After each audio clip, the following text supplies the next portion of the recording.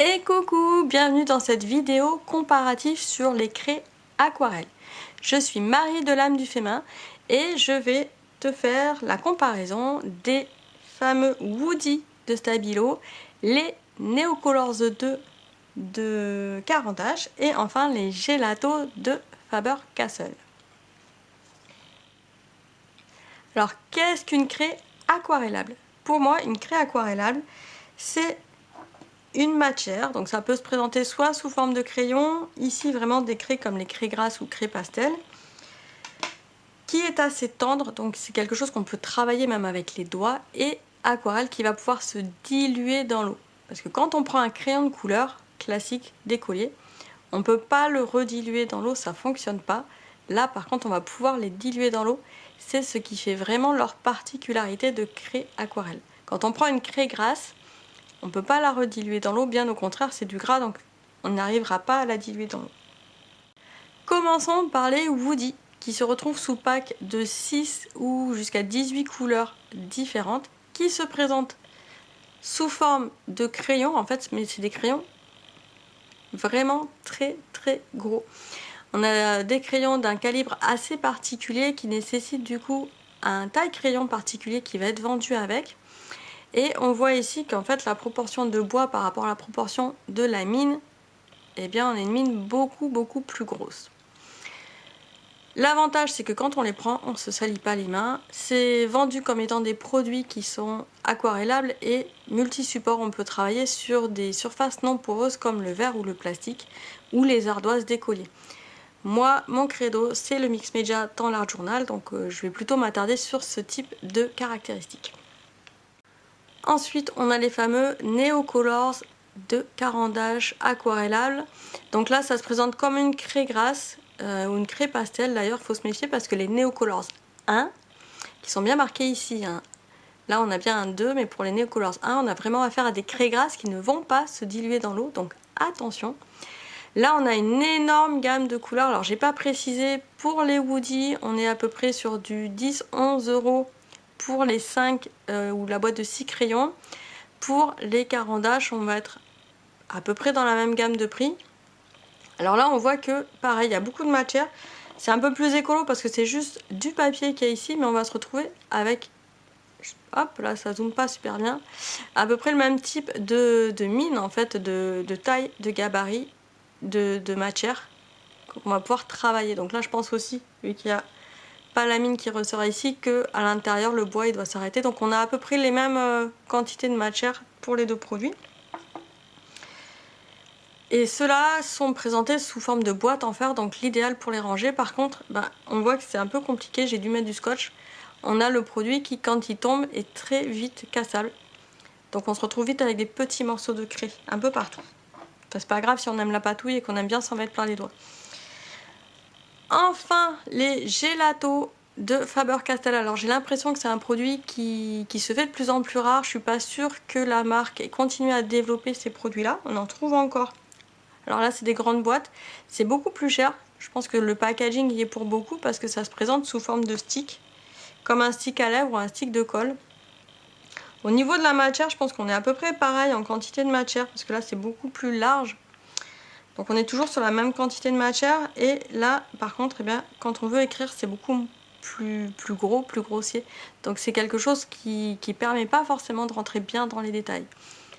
Passons dès maintenant au test sur le carnet, c'est ce qui nous intéresse finalement le plus. Les Woody de façon naturelle vont se comporter vraiment comme des crayons, c'est gras, c'est très tendre, c'est très facile d'appliquer. Il n'y a pas besoin d'appuyer fort pour avoir une couleur très intense.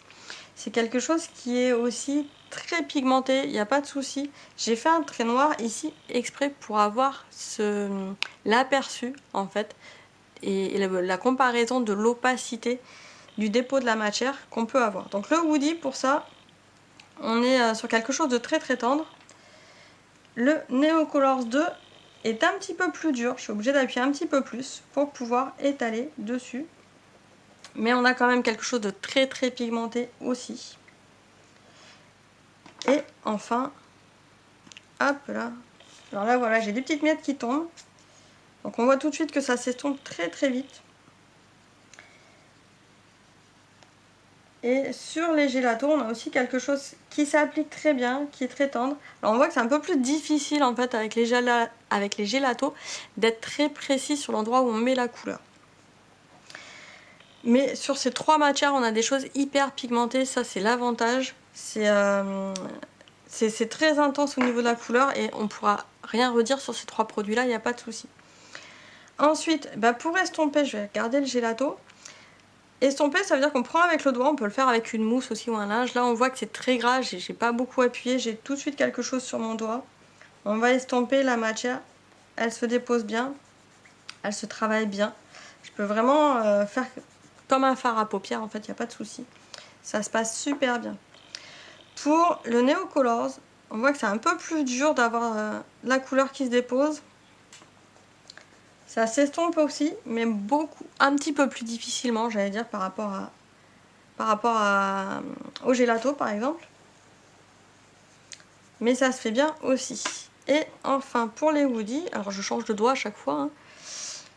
Pour les woodies, là c'est assez gras, on retombe un peu sur la même texture qu'on a dans le gelato.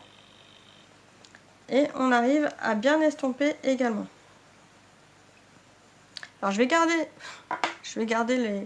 le doigt et là on peut voir qu'ici pareil, quand on dépose la matière directement sur le papier, on peut aussi l'estomper assez facilement.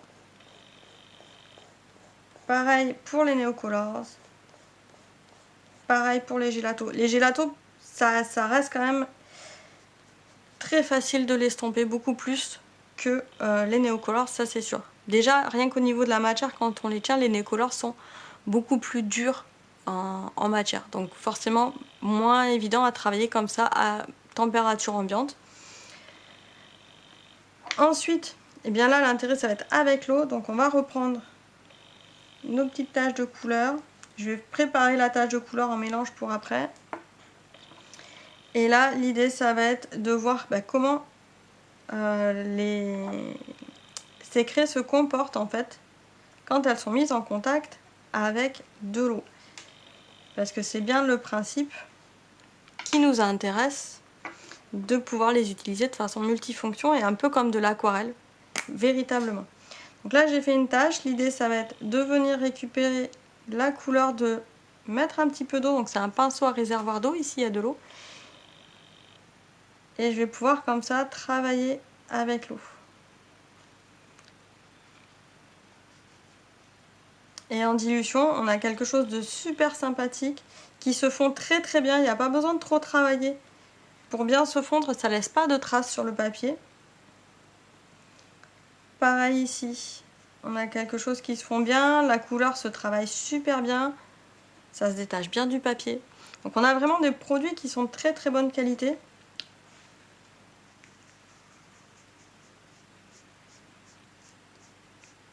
Et là, on a une marque par contre ici qui se fait un petit peu plus sur le papier par rapport aux autres. Donc pour le gelato, on voit que le gelato il laisse une trace sur le papier qui délimite vraiment la tâche qu'on avait au départ par rapport à ici les woodies. On n'a vraiment pas cette trace qui se fait. Là pareil, on la voit pas trop alors qu'ici c'est beaucoup plus marqué. Donc ça veut dire que si on veut d'abord déposer notre matière, notre couleur sur le papier et ensuite la diluer avec l'eau, la retravailler avec l'eau sans avoir cette impression de démarcation qui se fait, ça serait mieux de partir sur des Neocolors ou des woodies. Enfin, le mélange avec une autre couleur, donc les mélanges, voir si elles sont bien miscibles entre elles. Miscibles, c'est-à-dire qu'elles peuvent se mélanger et former une autre couleur. Donc là, je rajoute du jaune pour chacune des couleurs, dans la même gamme, dans la même marque. Hein. Hop là.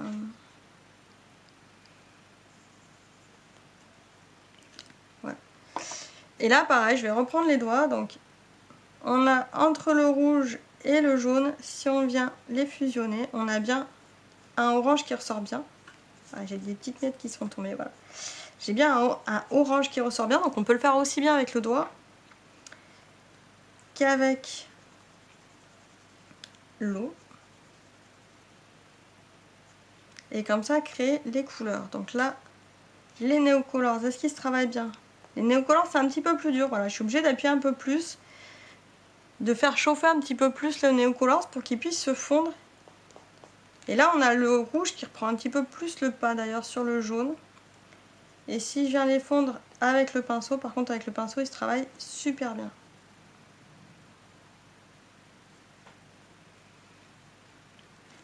Et là enfin les Woody. Les Woody sont beaucoup plus fondants que les Neocolors. Il n'y a pas de souci. Alors là on a un rouge qui est plus imprégné. Peut-être que je mette plus d'orange je pense. De jaune. Pour avoir un orange un peu plus orangé. Et pas aussi rouge.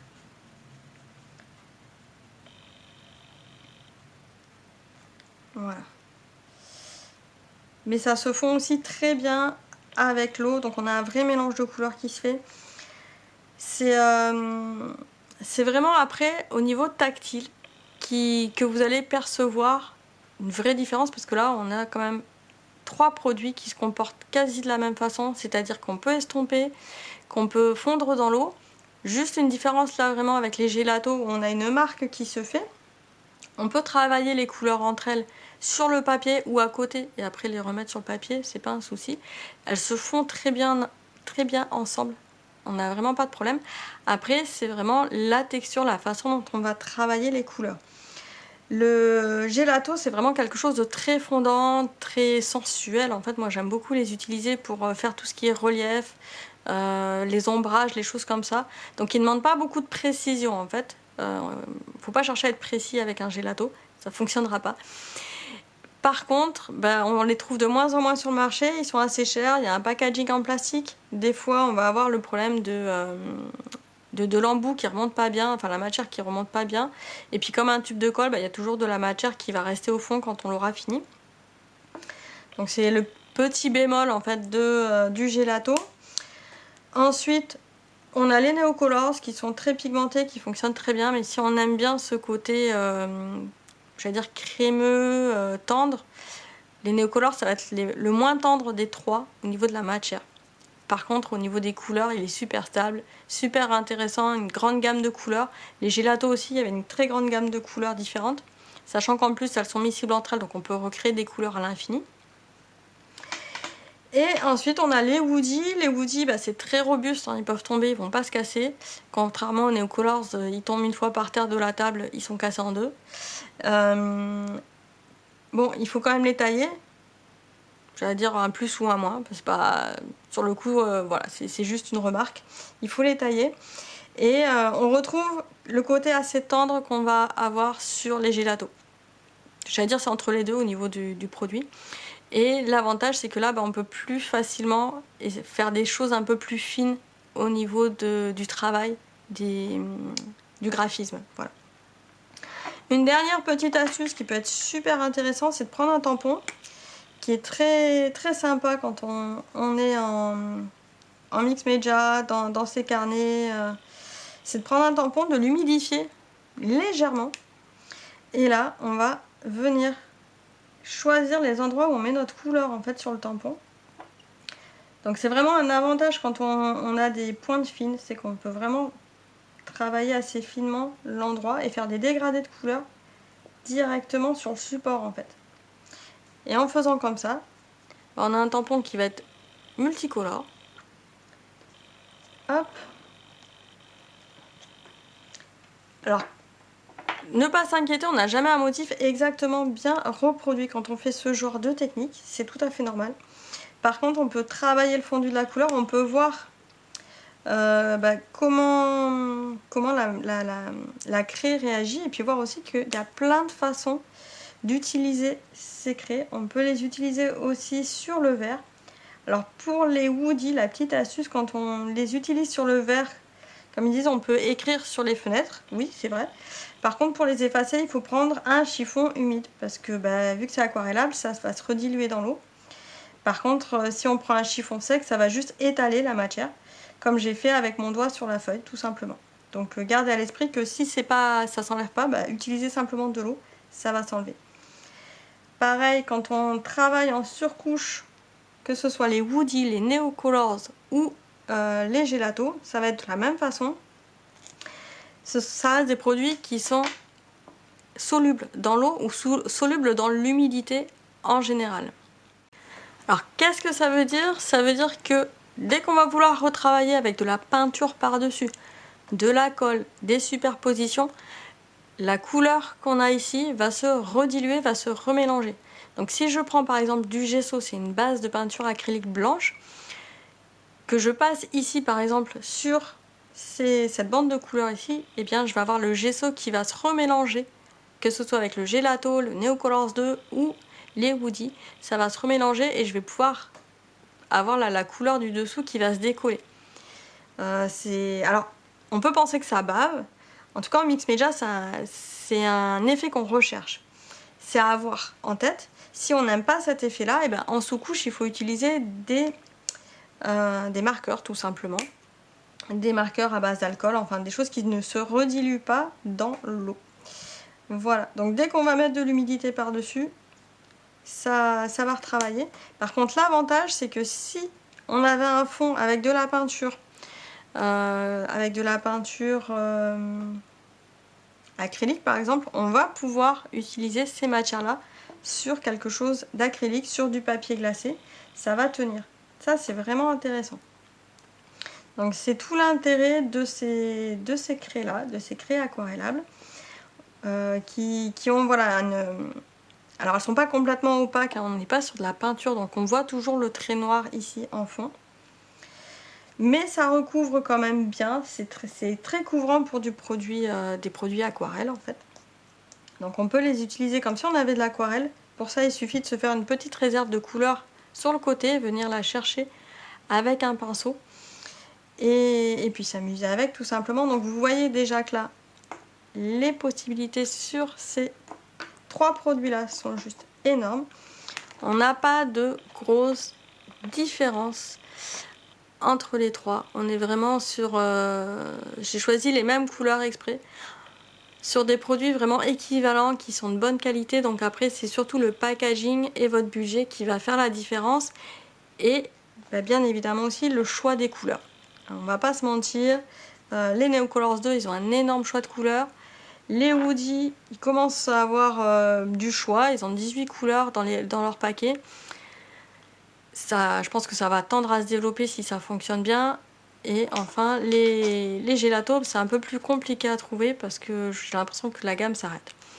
En tout cas c'est vraiment pas nécessaire d'essayer d'avoir ces 3 produits là différents. Si déjà tu acquiers soit des Neocolors, soit des Woody, soit des Gelato, c'est très largement suffisant pour la pratique du mix media en art journal. Il n'y a vraiment pas besoin d'avoir ces 3 produits chez soi.